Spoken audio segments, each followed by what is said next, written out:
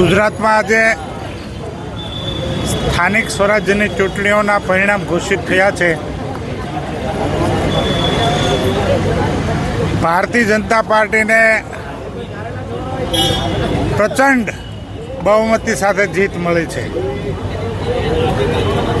2018માં ચૂંટણી થઈ ત્યારે જેટલી નગરપાલિકા હતી, તાલુકા પંચાયત હતી, તેના કરતાં પણ વધારે નગરપાલિકાઓની અંદર જીત મેળવી છે। જ્યાં જ્યાં પેટા ચૂંટણીઓ હતી, સુરત, અમદાવાદ સહિત બધી જ જગ્યાએ, જ્યાં પેટા ચૂંટણીઓની અંદર પણ ભારતીય જનતા પાર્ટીના ઉમેદવારો પ્રચંડ બહુમતીથી વિજયી થયા છે। ગુજરાતની જનતાનો આદરણીય વડાપ્રધાન નરેન્દ્રભાઈ મોદી સાહેબ ઉપરનો ભરોસો, એમની ઉપરની શ્રદ્ધા,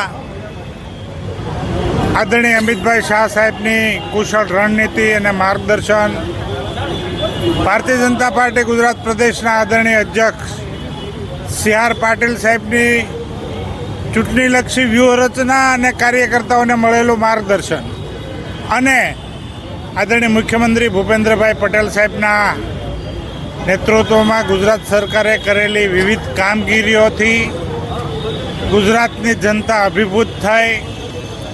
જે ભરોસો હતો એ ભરોસાને જાળવી રાખ્યો, એટલું જ નહીં પણ ભરોસો વધારે સુદૃઢ થયો।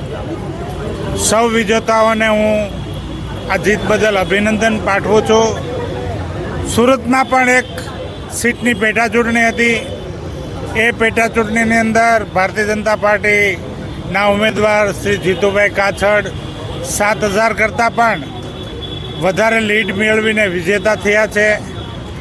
હું વોર્ડ નંબર 18ના તમામ મતદારોનો પણ આભાર વ્યક્ત કરું છું, ગુજરાતના તમામ મતદારોનો પણ આભાર વ્યક્ત કરું છું અને અમારા શીર્ષસ્થ નેતૃત્વનો પણ આભાર વ્યક્ત કરું છું અને સૌ કાર્યકર્તાઓને ખૂબ ખૂબ અભિનંદન પાઠવું છું કે એમની અથાગ પરિશ્રમના કારણે આ પરિણામ પ્રાપ્ત થયું છે। ઓકે।